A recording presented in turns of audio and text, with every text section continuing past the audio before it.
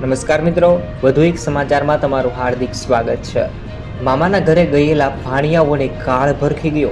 એક સાથે 3 ભાઈ બહેનની અંતિમ યાત્રા કાઢી।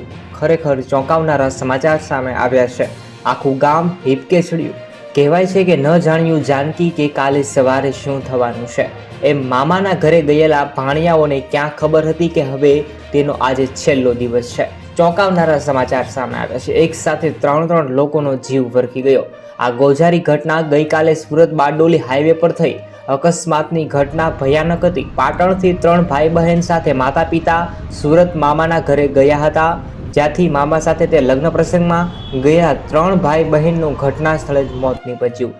ખરેખર હૈયાફાટ આગ્રંદ રુદન સાથે તેમની અંતિમ યાત્રા કાઢવામાં આવી। પાટણમાં તેમની અંતિમ યાત્રા નીકળી અને મોટી સંખ્યામાં લોકો જોડાયા હતા। સુરત બારડોલી હાઈવે પર બમરોલી પાસે શનિવારે ડમ્પર અને કાર વચ્ચે એક ભયાનક અકસ્માત થયો હતો, જેમાં માંડવીના મહેશભાઈ લક્ષ્મણભાઈ રાઠોડ, તેમની પત્ની અને દીકરી તેમજ મહેશભાઈ પાટણ રહેતી 2 ભાણી અને ભાણો એમ 6 લોકો મૃત્યુ પામ્યા હતા।